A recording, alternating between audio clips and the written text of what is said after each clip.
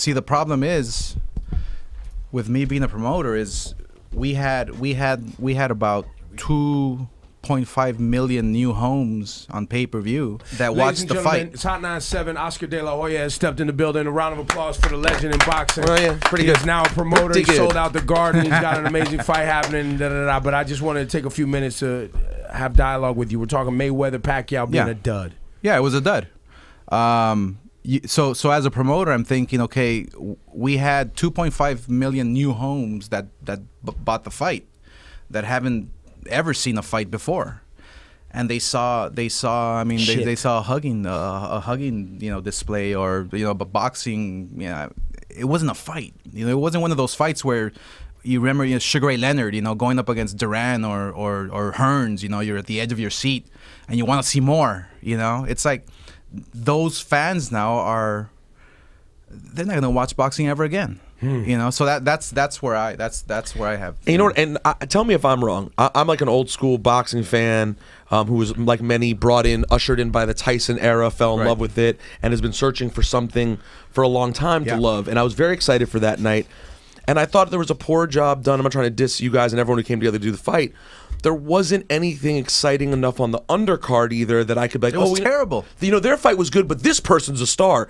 They should have put a star right before that fight that you could have won. Well, I'll tell you why it was terrible, because we weren't involved. Golden Boy wasn't involved in that whole event. I mean, we were involved indirectly, but we weren't involved putting on the whole card. Yeah. So for the layman, what does that mean when you're involved indirectly versus directly? Well, versus being the lead promoter and making the decisions, and you know what I'm saying. So, I mean, when we put on cards like we're gonna do at the Garden on Saturday, I mean, we're stacking it from top to bottom. Exciting fights. The future of boxing. We have a great heavyweight fight, 2 undefeated heavyweights. We have great middleweights that are going to fight on the card.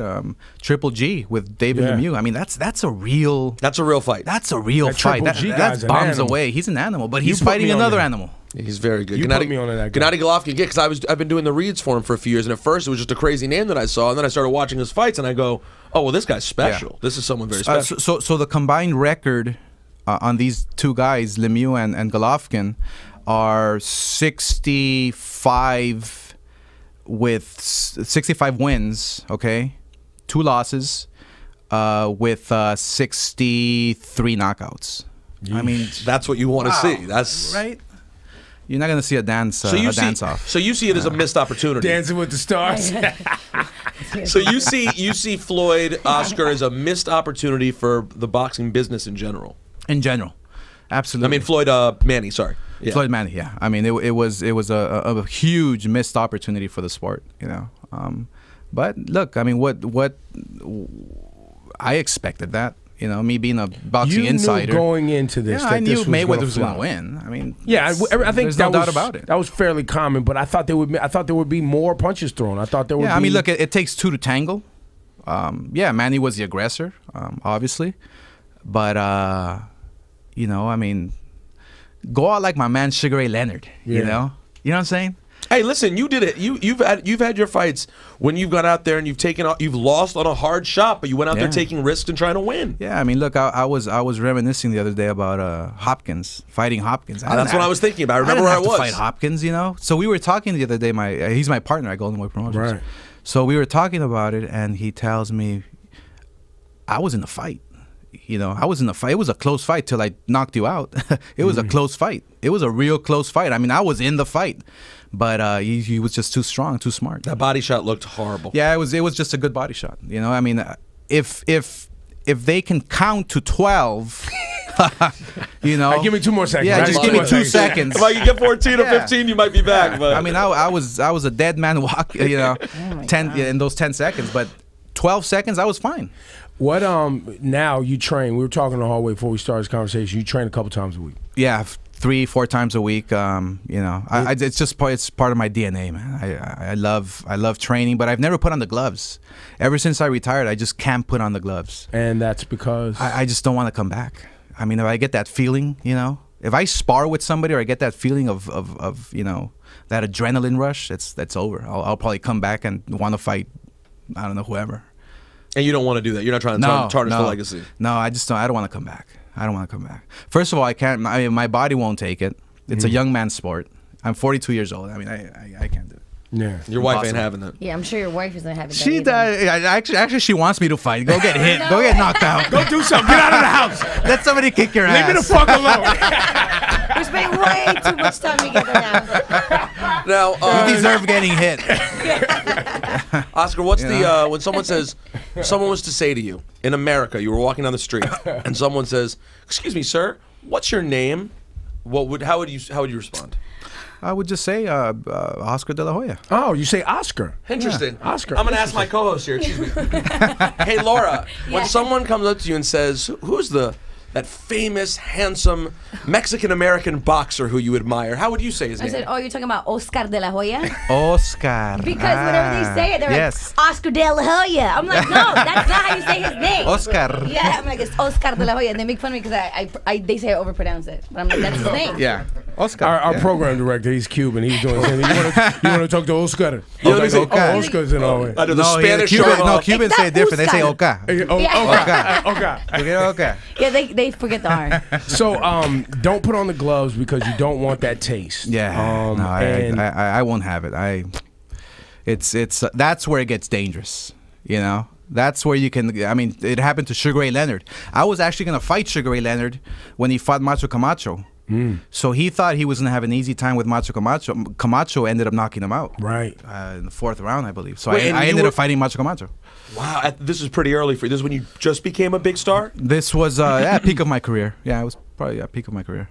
Do you, at this point in time, you find a lot of people who have lost faith in boxing, they've gone to other UFC, MMA, different things, right? Because they feel like, you know, UFC's shiny, it's the new shiny object. It gets a lot of promo. Some of the disappointments that we just talked about, Mayweather, Pacquiao disappointment. Oscar De La Hoya, Golden Boy Promotions. What do you guys have planned? Because boxing is near and dear to your heart. It's something you believe in. Some of it is the marketing of the sport, the business behind the sport. What do you guys have planned for the sport that we should be paying attention to? Well, for us, see, that's the thing. For us, it's not about the. I mean, yeah, we're running a business here. Don't get me wrong, but it's not first for us. What's first for us is making the best fights happen.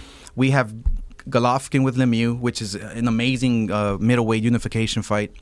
The winner can possibly fight the winner of Miguel Cotto versus Canelo. Oh, that's another. I mean, that's a huge fight. That's a war. That might even be a trilogy. I'm very excited. You know, so that's a very exciting fight. So the winners might even face each other. The winner of that will become the guy, you know? So it's like, and that's the way you bring boxing back. The best fighting the best, that's all. I mean, the fans are there. The fans love boxing. I mean, this Mayweather-Pacquiao was a perfect testament to people want it. Yeah, exactly. It's if you build it, they will come. So why did Floyd bother with that ridiculous last fight that he did?